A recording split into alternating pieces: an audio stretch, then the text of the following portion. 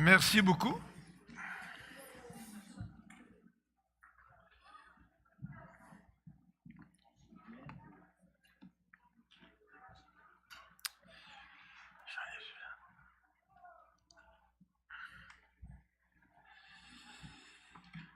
Donc on va sauter les chants d'enfants ce matin pour aller directement dans la présentation de la parole de Dieu.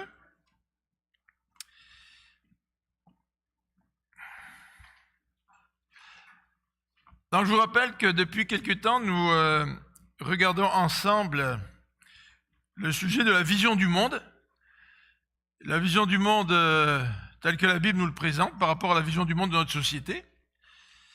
Et cette semaine, je lisais un petit article dans le Journal de Montréal qui a été écrit un petit peu avant Noël, dans lequel la personne ne veut pas faire la promotion de la religion, puisque c'est une journaliste laïque qui a écrit l'article, mais qui a un petit peu de nostalgie quand elle pense à la notion du péché qui existait dans notre société il y a peut-être quelques dizaines d'années.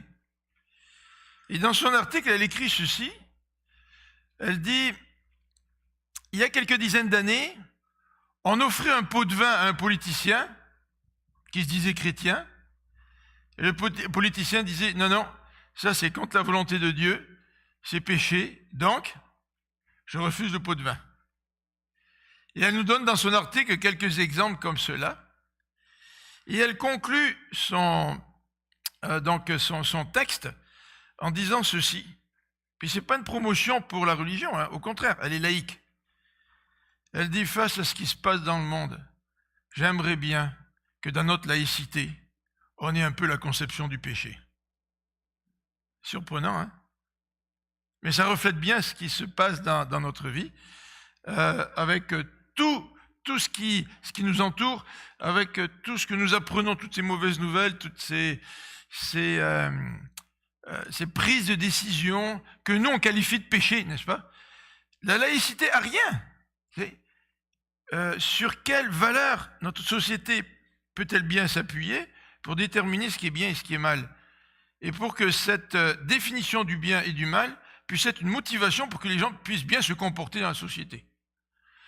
Alors, ce matin, ce que j'aimerais regarder avec vous, c'est ce sujet du péché.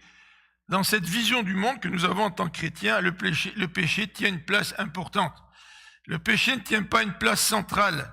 Souvent, les non-chrétiens, les gens qui ne comprennent pas très bien l'évangile ou le christianisme, s'imaginent que le péché, c'est ce qui est le plus important dans notre vie, on est constamment en train de lutter contre le péché. Et en fait, dans notre société, la notion de péché est très impopulaire, comme nous allons le voir.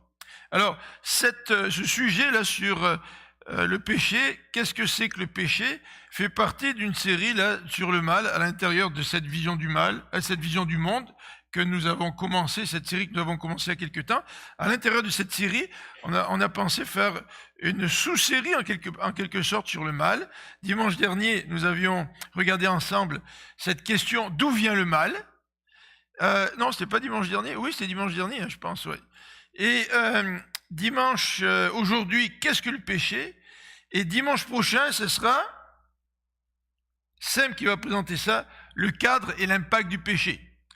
Alors, je voudrais vous rappeler que Sam et moi, nous avons décidé de nous servir de ce livre-là, qui s'appelle « Pour une foi réfléchie ».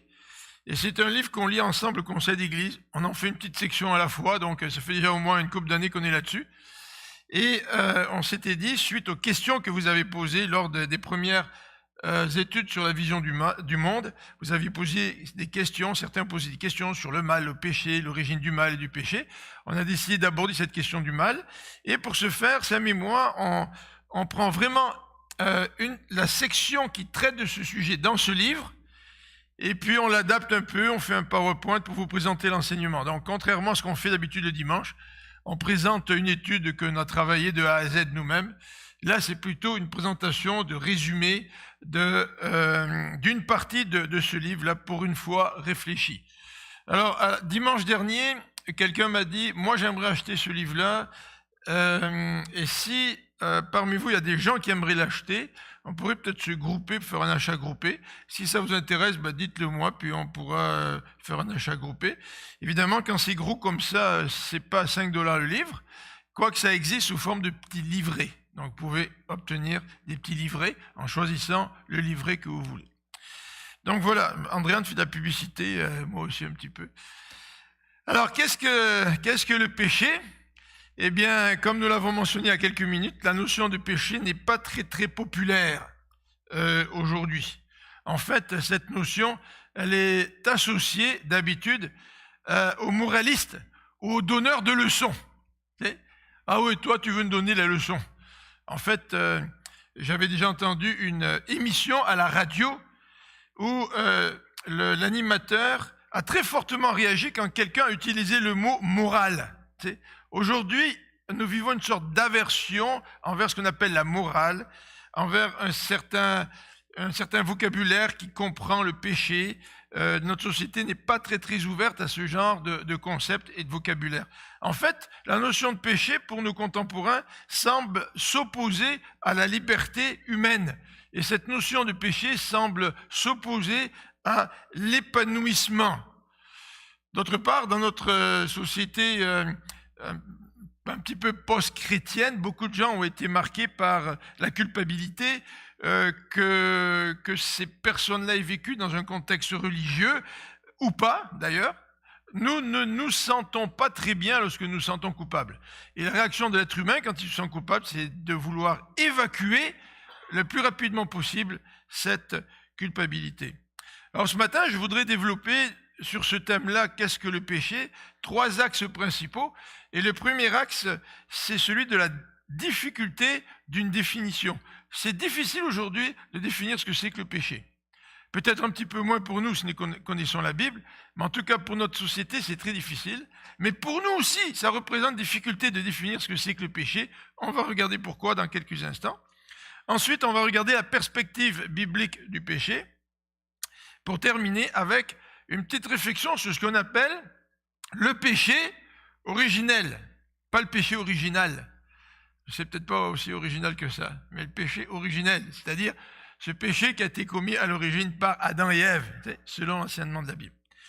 Alors, je vous invite à rentrer dans ce sujet. Ce matin, on n'aura peut-être pas le temps d'avoir un petit débat, je ne sais pas, on va voir si on a le temps pendant quelques questions.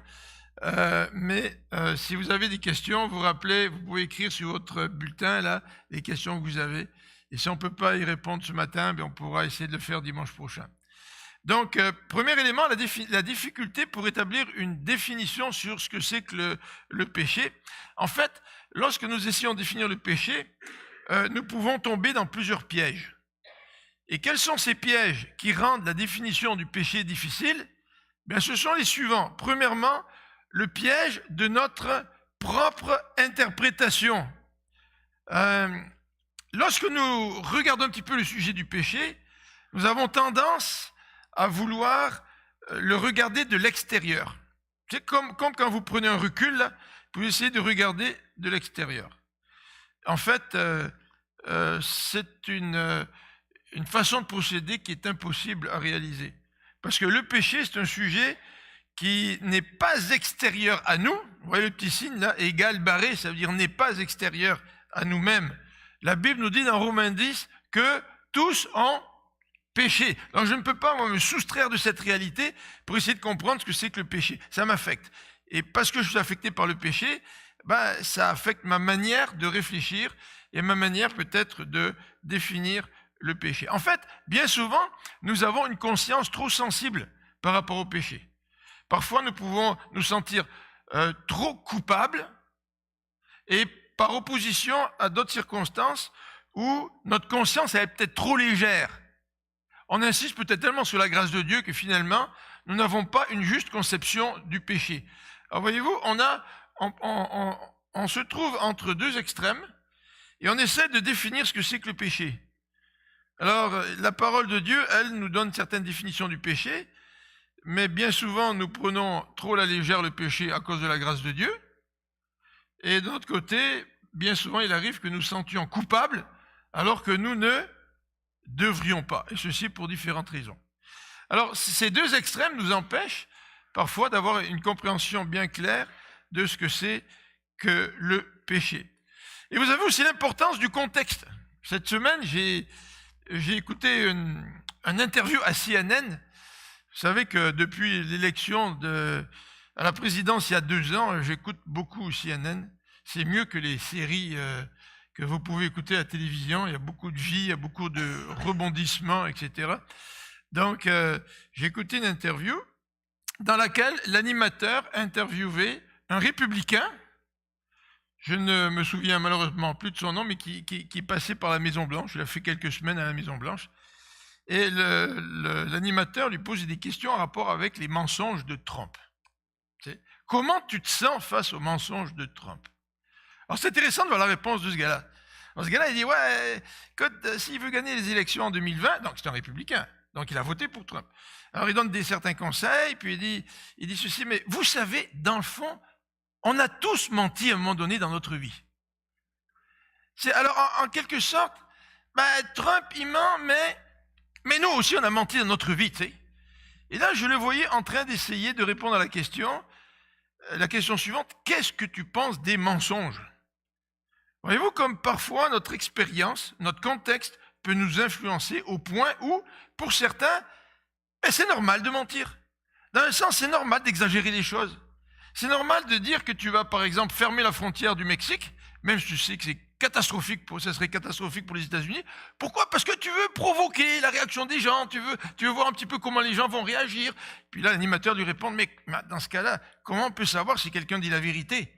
S'il utilise le mensonge pour des fins politiques ou pour provoquer des réactions sur des gens, des auditeurs, voir un peu comment les gens vont réagir face à ce qu'il dit. Alors voyez-vous, le contexte peut nous influencer quant à la définition de ce qui est bien ou de ce qui est mal, c'est-à-dire du péché. Et pour définir le péché, nous devons éviter de tomber dans le piège de notre propre interprétation, mais aussi éviter de tomber dans le piège de notre société, parce que la société rejette le péché. Elle n'aime pas qu'on parle de péché. En fait, vous n'avez même pas besoin d'essayer.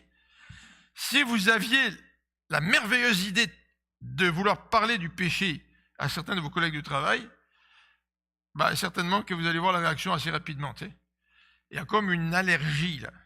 Quand tu parles de péché, c'est comme si des boutons sortaient là, sur le corps de ceux qui écoutent. Là. Il y a vraiment une allergie sociale à parler du péché. Par contre, il y a certaines expressions qui demeurent.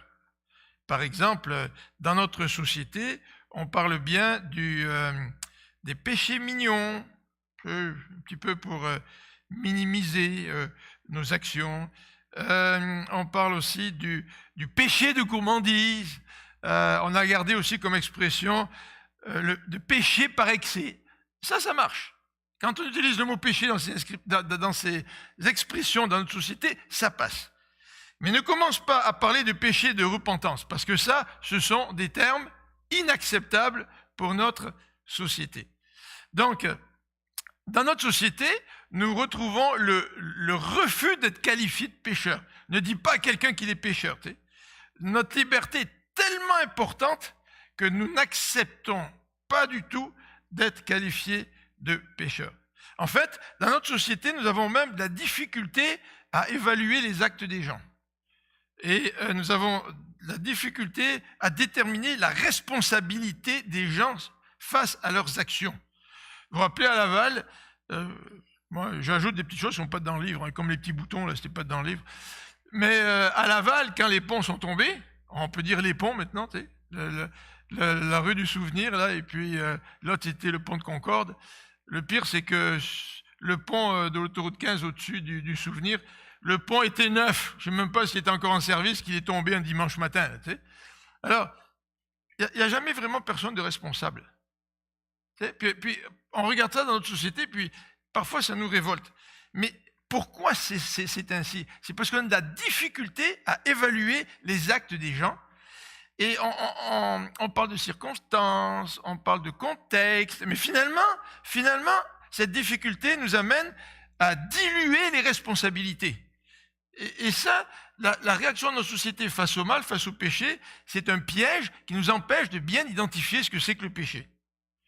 Alors, dans la vision du monde de notre société, Ben, bien sûr que nous sommes très très sensibles à l'injustice entre les hommes, c'est-à-dire l'injustice au niveau horizontal. Ah ça oui. Nous n'avons aucune conception de l'injustice dans notre relation avec Dieu. C'est-à-dire, est-ce que moi je suis injuste dans ma relation avec Dieu? Est-ce que moi je commets du mal face à Dieu? Donc c'est très difficile pour nous de déterminer qu'est-ce que c'est que le péché, alors que nous excluons de ce péché notre relation avec Dieu. Dans notre société aussi, le rejet du péché fait en sorte que nous avons de la difficulté à évaluer le bien et le mal. Aujourd'hui, dans notre société, les crimes inacceptables, les crimes contemporains, ce sont la pédophilie, le viol, le racisme, la violence envers les femmes, etc. Mais si nous regardons l'histoire, la définition de crime a changé. Pour les Grecs et les Romains, la pédophilie est acceptable. Alors c'est vraiment acceptable socialement. En fait, c'est l'occasion de faire des expériences qui, à leurs yeux, étaient profitables. L'esclavage était acceptable, pour certains, dans une certaine période de l'histoire. Donc les valeurs changent. Il y a une évolution entre le bien et le mal. La définition du bien et du mal, selon notre contexte, selon notre période, ça change, c'est élastique, n'est-ce pas? Il n'y a pas de valeur du bien et du mal qui soit absolue et qui perdure à travers les siècles. Ça change énormément. Donc voilà un deuxième piège, c'est le piège de notre société. Troisième piège qui ne nous aide pas à définir ce que c'est que le péché, et dans lequel il ne faut pas tomber si on veut définir le péché, c'est le piège des notions voisines. Alors, on ne sait pas toujours discerner ce qui est péché et ce qui ne l'est pas. Par exemple, quand tu commets le mal, ça c'est péché, d'accord? Mais quand tu subis le mal, ça c'est pas nécessairement péché. Et parfois on n'arrive pas à faire très bien la distinction entre les deux. D'ailleurs, les victimes souvent luttent parce qu'elles se sentent coupables. Donc elles ont de la difficulté à déterminer ce que c'est que vraiment le péché. Alors que tu es une victime et tu n'es pas responsable lorsque tu es une victime. N'est-ce pas? C'est une difficulté pour définir le péché. La faute, qu'est-ce que c'est que la faute? On peut sentir avoir commis une faute, on peut penser avoir commis une faute lorsque l'on brise la loi de Dieu. Bon, par exemple, tu brises la loi de Dieu, oui, c'est clair, tu as commis une faute. Mais parfois, briser des lois injustes, est-ce que c'est vraiment commettre une faute? Il y a des lois qui sont injustes. Et en tant que chrétiens, nous devons obéir à Dieu plutôt qu'aux hommes. Et nous pouvons résister à l'autorité civile lorsque les lois civiles ne représentent pas la volonté de Dieu. Une autre difficulté dans les notions voisines, c'est celle-ci, c'est que parfois nous avons de la difficulté à déterminer nos échecs par rapport à la loi de Dieu ou nos échecs par rapport aux exigences humaines. Vous savez que parfois dans les familles ou même dans le travail, ceux qui sont en autorité ont de grandes exigences vis-à-vis de nous, puis certainement des exigences exagérées. Mais lorsque nous ne les atteignons pas, nous nous sentons coupables. Alors qu'en fait, est-ce que vraiment nous devrions nous sentir coupables? Peut-être que nous devrions nous sentir coupables lorsque nous brisons la loi de Dieu, et non pas lorsque nous n'arrivons pas à atteindre des objectifs, des exigences humaines qui sont vraiment exagérées. D'accord? Alors, tout ça, ça contribue à notre difficulté de définir ce que c'est que le péché. Alors, très rapidement, je voudrais vous donner quelques petits détails sur la notion de péché dans le Proche-Orient ancien. Et dans le Proche-Orient ancien, ils avaient une notion de péché différente que nous. Par exemple, dans l'Égypte ancienne, dans le livre des morts, on nous dit que lorsque tu te présentes devant le Dieu, il faut que tu présentes des prières qui vont effacer tes actes. Tu sais?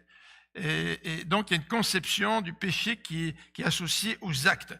Donc, il faut utiliser des prières magiques pour que le Dieu puisse effacer tes actes. Mais il n'y a pas cette conception du péché de manière absolue, c'est-à-dire le péché qui vient même jusque dans tes pensées, dans tes motivations, tu sais, c'est juste une question d'acte.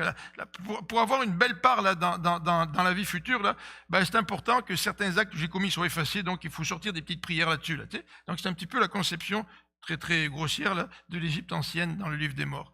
Ensuite, dans la Mésopotamie ancienne. Dans la Mésopotamie ancienne, il n'y avait pas de jugement après la mort. Mais lors du malheur, par exemple, l'être humain doit apaiser la colère du Dieu.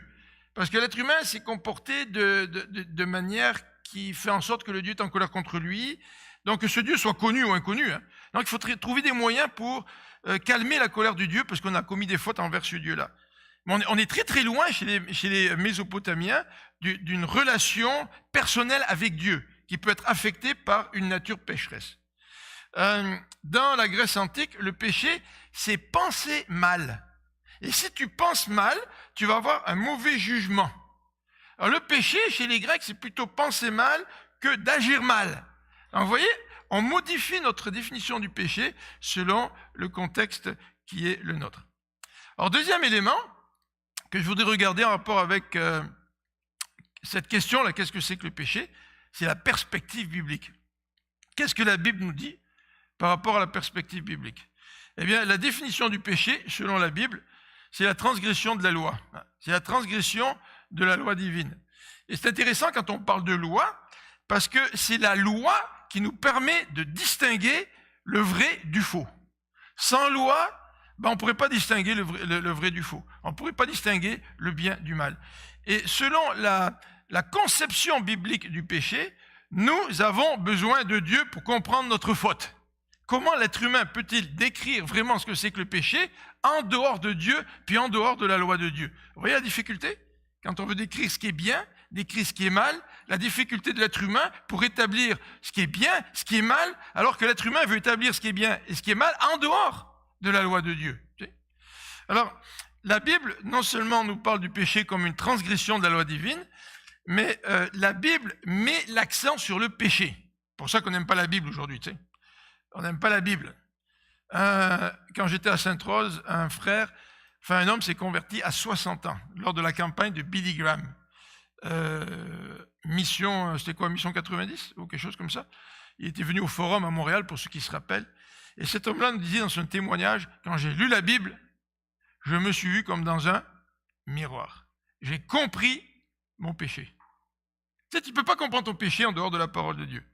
Et ce que la parole de Dieu nous dit, c'est que l'être humain, il est affecté par le péché, et cette maladie, ce virus qui nous atteint tous, c'est un virus universel. Romains 3, 9 à 18 nous dit, car tous ont péché et sont privés de la gloire de Dieu. Et en fait, si vous regardez un texte que je ne lirai pas ce matin pour aller un petit peu plus vite, mais le texte de Jacques, et bien sûr bien d'autres textes dans la Bible, souligne la gravité du péché. En fait, Dieu nous dit qu'il est le péché. Et on voit, après tout ce qui s'est passé dans Genèse 3, la coupure avec Dieu et toutes les conséquences pour l'humanité, on voit la gravité du péché. Donc le péché, c'est quelque chose de grave. Alors bien souvent, nous en tant que chrétiens, comme j'ai dit tout à l'heure, on a un petit peu de difficulté à définir le péché parce qu'on introduit la grâce. Et au lieu de comprendre que la grâce vient à cause de la gravité du péché, nous utilisons la grâce pour diminuer l'impact du péché. Tu sais. Et on a du mal à vraiment définir ce que c'est que le péché et de comprendre la gravité du péché. En fait, la Bible, quand elle parle du péché, elle parle de ruine éternelle, d'étang de feu. Vous savez, c'est ces expressions-là qui soulignent la gravité du péché. En fait, dans nos milieux théologiques, on se pose la question, qu'est-ce qu'il faut prêcher en premier? La loi, c'est-à-dire le péché, ou la grâce? C'est sûr que si tu prêches la grâce, tu ne vas pas comprendre pourquoi la grâce est là. Et c'est sûr que si tu prêches la loi, puis tu prêches la loi, puis tu oublies le péché, tu vas peut-être oublier, si vous prêchez la loi et le péché, et la réalité du péché, vous allez peut-être oublier la grâce. Alors, il y a toujours cet équilibre à garder dans la présentation de l'Évangile entre la grâce et le péché, et la loi en quelque sorte. Et c'est pas facile de faire cela. Comment présenter un Dieu rempli de grâce si on ne comprend pas que la grâce de Dieu est venue pour résoudre un problème qu'on avait, celui du péché? Si je ne comprends pas mon péché, Christ, il est venu pourquoi? C'est juste pour me donner, me faire passer d'un 3 étoiles au 4 étoiles, tu sais, dans un meilleur hôtel? Ou c'est quoi là? Pourquoi il est venu le Christ dans le fond? C'est bien bon, là, il est bien gentil, mais pourquoi est-il venu? Alors donc, la perspective biblique, c'est de définir le péché en termes de transgression. La Bible met vraiment l'accent sur le péché, et au point où nous pourrions croire que le péché, il est au sein du message biblique. En fait, c'est pas le péché qui est au sein du message biblique. Le cœur du message biblique, c'est le fait que Jésus-Christ, il est mort pour nos péchés. Mais c'est Jésus-Christ qui est mort au centre du message biblique. C'est pas le péché qui est au centre. 1 Corinthiens 15 au verset 3 nous parle de la mission du Christ. Le Christ est venu pour mourir. Il est venu pour mourir à cause de nos péchés, n'est-ce pas? La Bible ne nous présente pas l'histoire du péché, même si à travers tout l'Ancien Testament, nous voyons tous les échecs, les faux pas, les erreurs du peuple de Dieu, des rois, de la nation du nord d'Israël, la nation du sud d'Israël. Et c'est vrai qu'à travers l'histoire, le péché marque vraiment l'expérience humaine. Mais la Bible, ce n'est pas premièrement l'histoire du péché. Qu'est-ce que c'est que la Bible? La Bible, c'est l'histoire du salut. Il y a eu la création, il y a eu la chute, et maintenant c'est le salut en Jésus. C'est ça l'accent du message biblique. Alors, dans nos contacts les uns avec les autres, entre frères et sœurs, dans nos contacts avec nos enfants, par exemple, dans la façon dont nous témoignons, est-ce que c'est le péché qui est le thème principal? Ou est-ce que le thème principal, c'est la personne et l'œuvre de Jésus-Christ? Jésus est venu à cause du péché, mais ce n'est pas le péché qui est le thème principal de la parole de Dieu. Et dernier élément dans cette perspective biblique qu'on résume rapidement ce matin, c'est celle-ci. C'est que dans la perspective de ce magnifique ouvrage qu'est la Bible, nous voyons un thème principal qui court. C'est quoi le thème principal qui court à travers la Bible? C'est la passion de Dieu pour avoir une relation avec l'être humain. C'est à cause de ça qu'on a ce message du salut. C'est à cause de ça que Christ est venu. C'est parce que dans le cœur de Dieu, il y a une passion pour être en relation avec nous. Ça, c'est le cœur du message biblique. C'est la raison de la venue de Jésus-Christ. Et on oublie souvent, en tant que chrétien, que notre Dieu, c'est un Dieu qui est extrêmement passionné. Il n'y a pas de plus grande passion que d'envoyer son Fils pour donner sa vie pour nous qui étions des ennemis de notre Seigneur. De voir que le cœur de Dieu est animé par une passion. Ça, moi, ça m'encourage. Ça m'encourage aussi à avoir davantage de passion dans ma relation avec lui. Et de répondre à son amour par un cœur rempli d'amour pour lui. Alors, le péché, évidemment, il est cité dans la Bible. Pourquoi?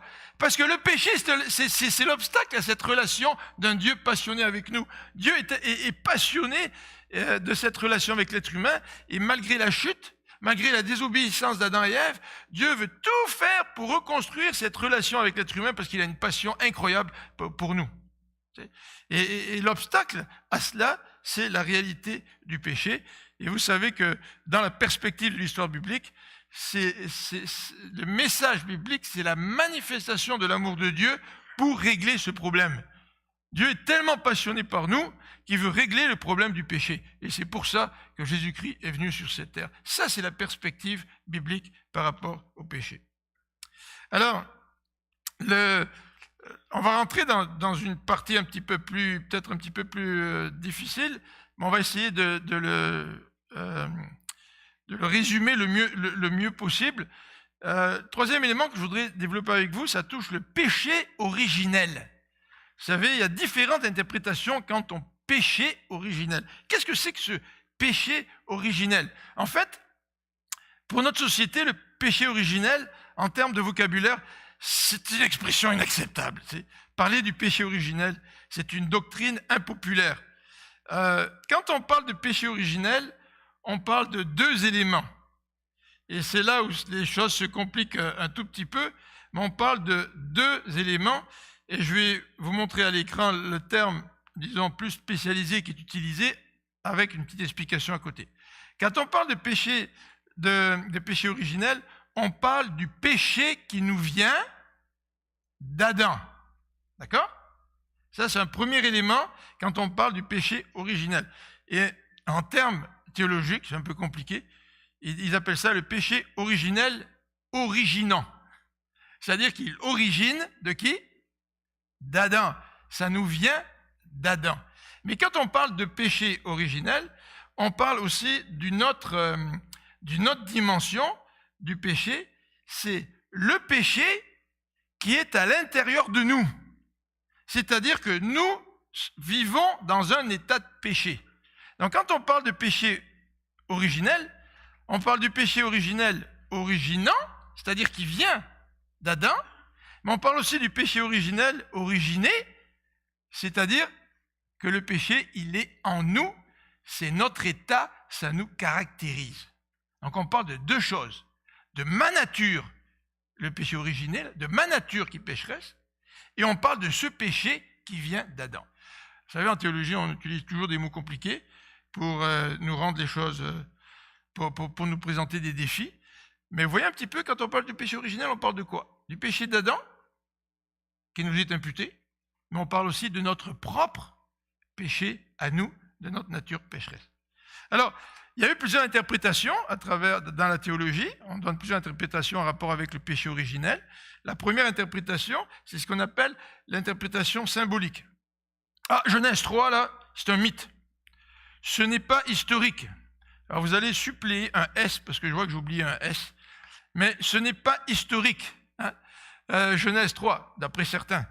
En fait, c'est un mythe qui sert à expliquer la réalité tragique que les Hébreux vivaient. Quelle était cette réalité tragique? Les Hébreux, ils regardent l'être humain, puis ils voient autour d'eux des êtres humains qui sont pécheurs, qui font du mal les uns aux autres, et ils voient la terrible tragédie du péché dans leur société. Donc, ils ont voulu expliquer ça en créant un mythe, c'est-à-dire une histoire. Mais en fait, dans cette histoire, Adam et Ève n'ont pas existé. Adam et Ève n'ont pas désobéi à Dieu. Donc, vous voyez, c'est une histoire mythique. Ça, c'est une interprétation qu'on donne aujourd'hui. Pour les évangéliques, qui croient à l'autorité de la parole de Dieu, Genèse 3 est historique. Et même s'il y a des symboles dans Genèse 3, Adam et Ève ont existé, Adam et Ève ont désobéi à Dieu, Adam et Ève ont dû faire face aux conséquences de leur désobéissance, et par conséquent, l'humanité aussi a été affectée par ce péché. Alors voilà une première interprétation. Une deuxième interprétation, et vous allez voir, ça touche quelque chose qui nous est très très cher, ça touche le salut des enfants. L'interprétation de Pélage, 4e siècle, on appelle ça l'interprétation pélagienne, parce que ça vient du nom du gars là, qui l'a développé, de cet homme qui a vécu au 4e siècle. Alors ce que dit Pélage, il dit « Chacun est pleinement responsable du mal qu'il commet ». Mais il ajoute aussi que les enfants ne naissent pas pécheurs.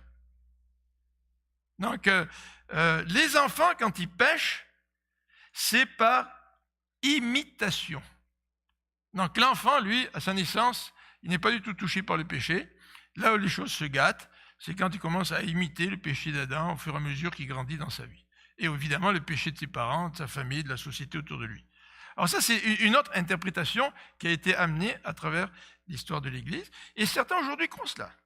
Il y a des gens qui parlent de l'innocence des enfants. Les enfants ne sont pas coupables, les enfants ne sont pas pécheurs. Donc par conséquent, si un enfant meurt, il est automatiquement sauvé. Tu sais. Alors s'il est sauvé, selon l'enseignement de la Bible, ce n'est pas parce qu'il est innocent. Ce n'est pas parce qu'il n'a aucun péché. D'accord? On va le regarder dans quelques instants. La dernière interprétation, à travers l'histoire d'Église, c'est celle d'Augustin. Vous avez entendu parler d'Augustin, l'interprétation augustinienne. Augustin nous dit que les enfants portent en eux le péché d'Adam. C'est-à-dire, en quelque sorte, Adam, quand il a péché, en lui, il y avait toute cette génération qui allait suivre, toute l'humanité qui allait suivre, et en cela, tous ces enfants portent le même péché qu'Adam en eux, qui leur a été transmis à la naissance, ou même avant la naissance, puisque David dit dans Psaume 51, « J'ai été conçu dans le péché ». Donc il remonte même avant la naissance. Donc Augustin spécifie que non seulement les enfants portent en eux le péché d'Adam, mais que chaque homme hérite de la corruption et de la culpabilité d'Adam. En fait, les catholiques ont repris cet enseignement en disant « Adam ne pouvait pas transmettre ce qu'il avait perdu ». Qu'est-ce qu'il a perdu, Adam? Il a perdu l'innocence, il a perdu la perfection. Donc, en ayant des enfants, Adam ne pouvait pas transmettre cette perfection qu'il avait perdue. Par conséquent, le péché est transmis de génération en génération. Et quand l'enfant naît, l'enfant il est déjà pécheur, puisqu'il a été conçu même dans l'iniquité, nous dit la Bible. Alors, en conclusion, là, je voudrais juste dire ceci, puis on va lire un texte dans Romains 5, versets 15 à 19. Donc, si vous voulez ouvrir dans vos Bibles pendant qu'on cherche, Romains 5, 15 à 19. L'interprétation, et ça c'est l'interprétation de nos églises évangéliques en général, on appelle ça l'interprétation fédérale. C'est nous au Québec, au Canada, on est un pays, une fédération en quelque sorte, comme la Suisse. La Suisse se donne le titre de fédération. Qu'est-ce que ça veut dire, fédération? Le vocabulaire de fédération, le mot fédéral, vient du latin, qui veut dire alliance. Pourquoi la Suisse est une fédération? C'est parce qu'il y a plusieurs cantons qui se sont unis ensemble à travers une alliance. Et ça forme une fédération. En quelque sorte, le Canada est aussi une fédération. Parce qu'au niveau politique, il y a plusieurs provinces, n'est-ce pas, qui se sont alliées pour être ensemble. Et dans le cadre d'une fédération, eh bien, Adam devient le chef de notre alliance. En quelque sorte, c'est lui qui nous représente. D'accord? Alors, on pourrait faire une analogie avec le chef d'État qui entre en guerre, par exemple. Alors, il y a eu la Deuxième Guerre mondiale, comme vous le savez, et quand, lors de la Deuxième Guerre mondiale, on voulait enrôler des Québécois pour aller au combat, il y a bien des Québécois qui sont cachés dans la nature pour essayer de ne pas partir à la guerre. Vous vous rappelez de ça? Hein? Vous vous rappelez, peut-être, vous l'avez lu dans le livre d'histoire, je ne sais pas, là. Mais en fait, lorsqu'un chef d'État déclare une guerre avec un autre pays, il déclare la guerre à un autre pays, tous ses citoyens, tous ses sujets, suite à cette décision, sont automatiquement des ennemis de l'autre pays. Est-ce que ça veut dire que moi, en tant que sujet, j'en veux vraiment à l'autre pays? Pas nécessairement, mais dans ma situation, je deviens l'ennemi de ce pays à qui on a déclaré la guerre. Et en ce sens-là, Adam avait un rôle de chef d'alliance, et quand il a péché, il a, comme un chef d'État, entraîné toute l'humanité dans cette guerre avec Dieu. Donc, quand tu nais enfant, tu nais dans un peuple qui est en guerre avec Dieu. Donc, toi aussi, tu es en guerre avec Dieu à cause du péché d'Adam. Alors, le fondement scripturaire pour cela, nous le trouvons dans Romains 5 à partir du verset 15, et on va le lire ensemble. Alors, je lis dans la Bible du semeur. Mais il y a une différence entre la faute et le don de la grâce. En effet, si la faute d'un seul a eu pour conséquence la mort de beaucoup, à bien plus forte raison, la grâce de Dieu, don gratuit qui vient d'un seul homme, Jésus-Christ, a surabondé pour beaucoup. Alors là, on voit déjà qu'il y a deux représentants. Celui qui a fauté, sous-entendu Adam, et ça va être plus précis dans les versets suivants, et celui par qui le pardon vient, Jésus-Christ. Verset 16. Quelle différence aussi entre les conséquences du péché d'un seul et le don? En effet, le jugement intervenant à cause d'un seul homme a entraîné la condamnation. Mais le don de grâce, intervenant à la suite de nombreuses fautes, a conduit à l'acquittement. Car si par la faute commise par un seul homme, la mort a régné à cause de ce seul homme, à bien plus forte raison, ceux qui reçoivent l'abondance de la grâce, qui est le don de la justification, régneront-ils dans la vie par Jésus-Christ, lui seul. Ainsi donc, comme une seule faute a entraîné la condamnation de tous les hommes, un seul acte satisfaisant à la justice a obtenu pour tous les hommes l'acquittement qui leur assure la vie. Comme par la désobéissance d'un seul, beaucoup d'hommes ont été déclarés pécheurs devant Dieu, de même par l'obéissance d'un seul, beaucoup seront déclarés justes devant Dieu.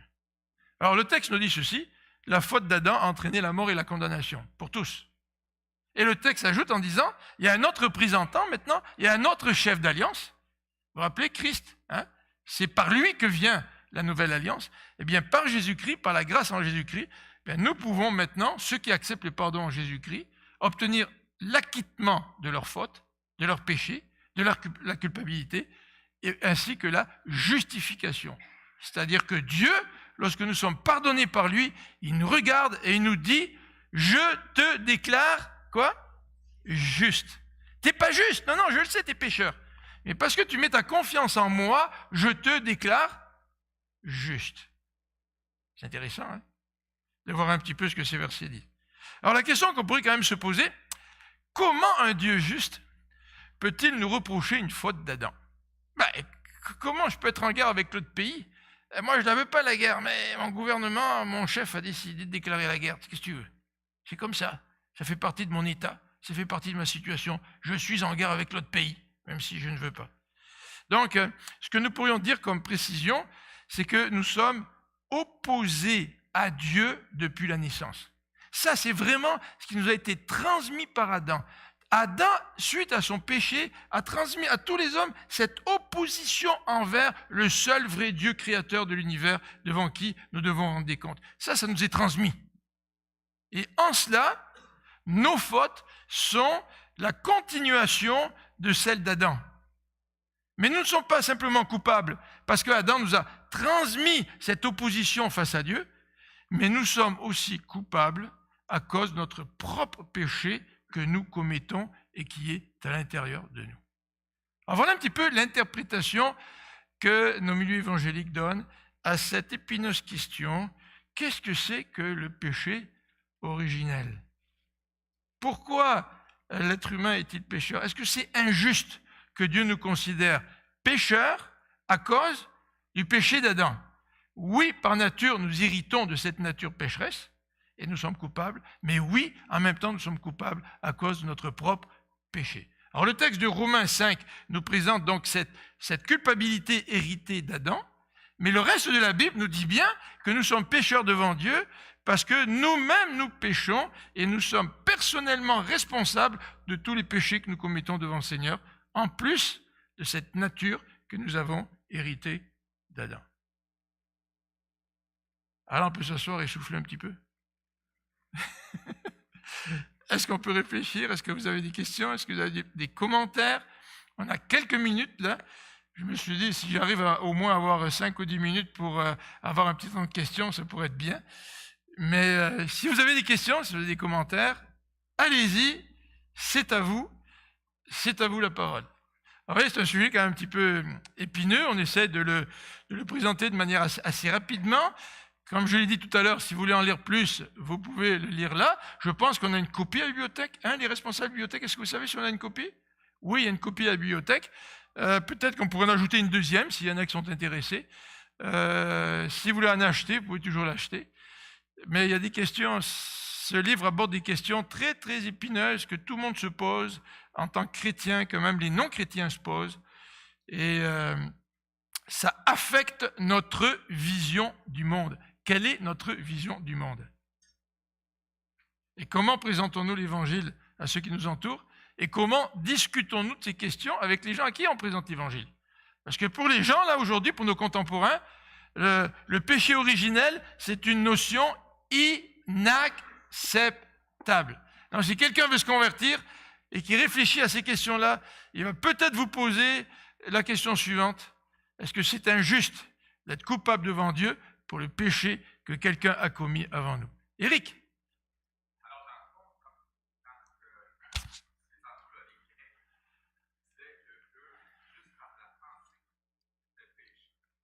C'était juste ça, hein? Eux, ils mettaient l'accent là-dessus, pas sur les actes.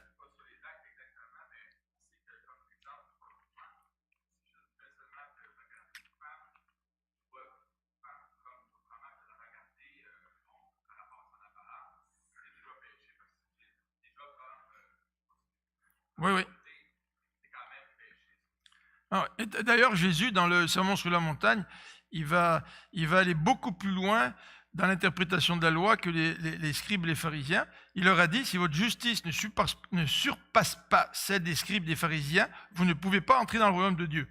Et Jésus lui dit, toi, tu n'as pas commis de meurtre, tu penses que tout va bien devant Dieu, mais si tu dis à ton frère Raka, c'est-à-dire tu le traites de fou, tu es déjà coupable de meurtre en pensée.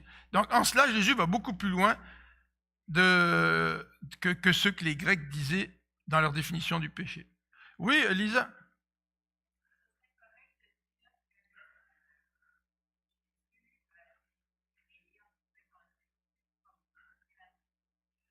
Bon, je ne dirais pas que Jésus a été créé parce qu'il est éternel. Mais c'est sûr que Jésus vient là pour nous soustraire à la malédiction de la croix, du péché. Et il veut nous soustraire à ce péché que nous avons hérité d'Adam, mais que nous commettons aussi personnellement. Donc il y a deux aspects au péché. Il y a le péché qui vient de l'héritage d'Adam, parce que Adam nous a transmis ce qu'il pouvait transmettre. Sa nature était pécheresse, il nous a transmis sa nature pécheresse. Mais il y a aussi ce péché que nous commettons quand nous posons des actions. Donc le Christ, il vient pour briser les effets de ces deux types de péchés.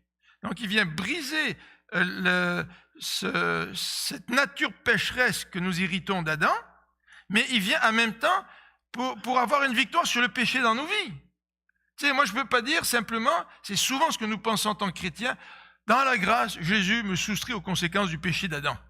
Puis moi, là, je continue à pécher en prenant des décisions néfastes, n'est-ce pas? Mais non, Christ est venu pour régler le problème du péché qui est hérité d'Adam, que nous avons hérité d'Adam, mais il est venu aussi pour régler le problème de nos passions, notre convoitise, qui se manifeste par nos prises de décision, parce que nous décidons de pécher, nous sommes pleinement responsables, n'est-ce pas? Donc il vient pour briser en quelque sorte ces deux éléments-là.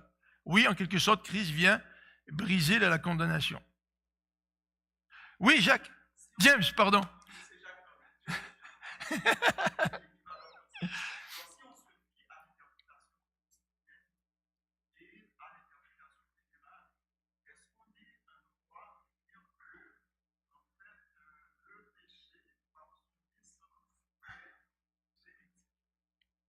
Dans un aspect du péché, oui. Mais l'autre aspect, c'est quand même, quand nous péchons et que nous prenons la décision de pécher, c'est aussi des actes individuels que nous posons. Donc il y a deux aspects au péché, là.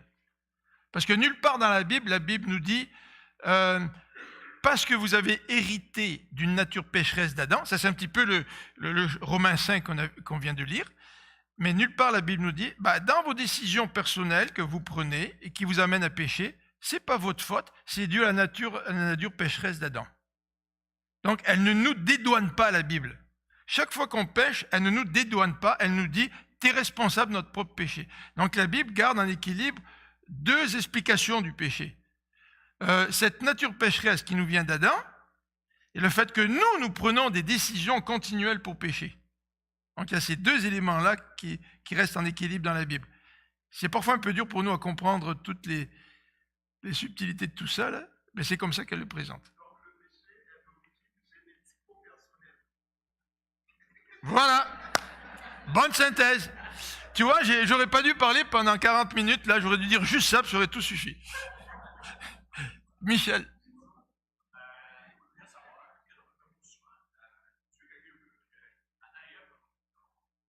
En péché?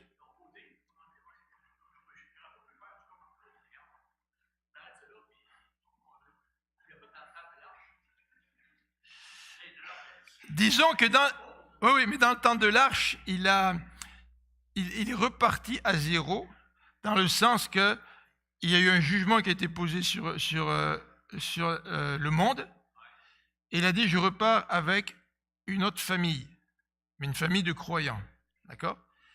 Et cette deuxième tentative nous montre que l'être humain est encore pécheur, parce que cette deuxième tentative a aussi échoué, comme on le sait, c'est pour ça que Christ a dû venir. Mais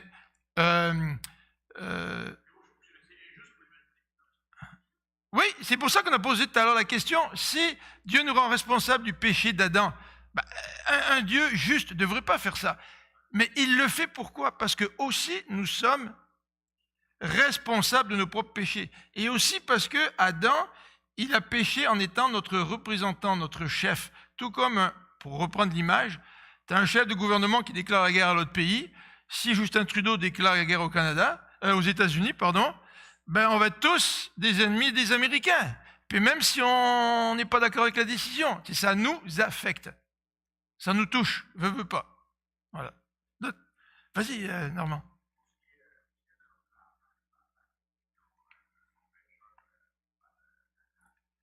Par nature, hérité d'Adam, oui.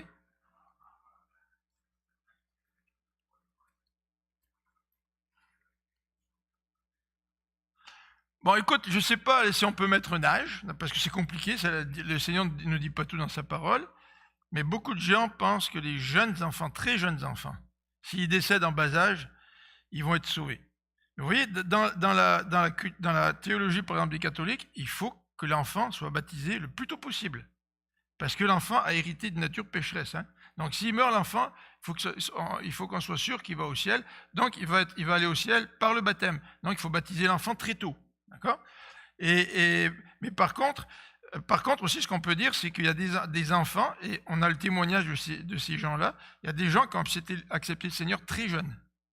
Même autour de 3-4 ans, il y a des gens qui disent avoir accepté le Seigneur. À partir de quel moment Dieu fait les choses, on n'a pas d'informations dans la Bible. Moi, je ne peux pas répondre à cette question-là, la Bible n'en parle pas. La seule chose que Dieu dit, c'est que Dieu, il est juste. Dieu nous dit, je suis juste, faites-moi confiance. Je ne vous explique pas tout, faites-moi confiance. Donc, Normand, je ne peux pas vraiment répondre à ta question, si ce n'est que de tourner ça vers Dieu. Oui, Noémie.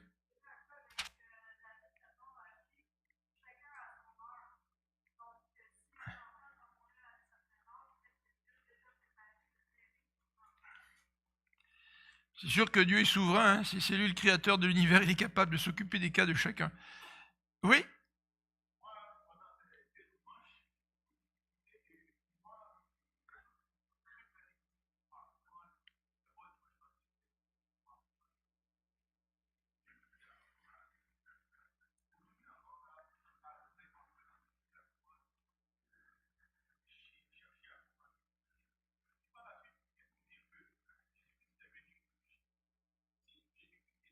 À cause du péché, ouais. Ouais.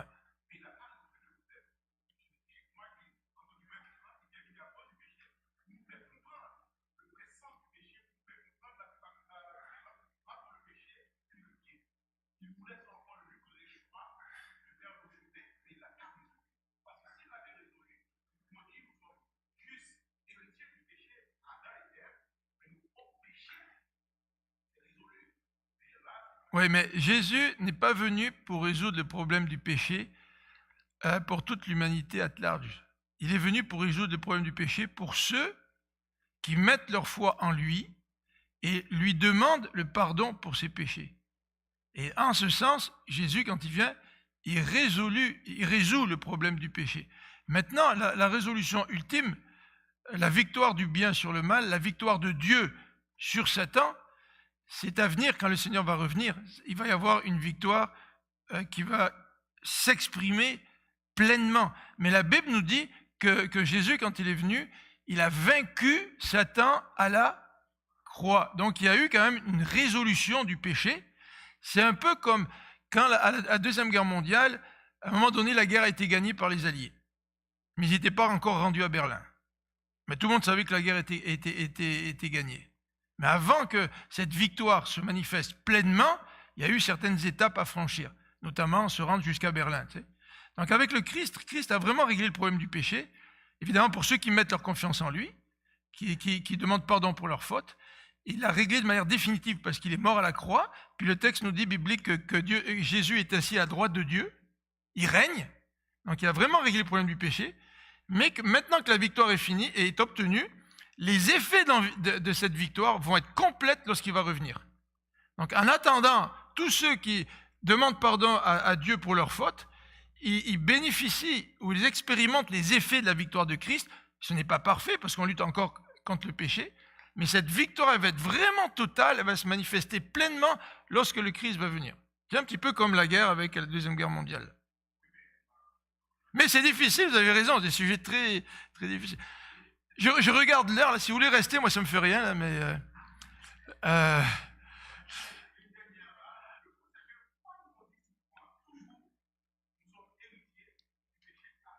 ouais.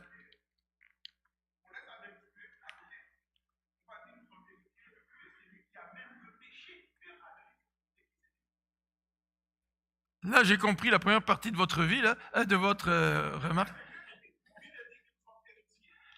Oui, en Adam, oui. Non, oui.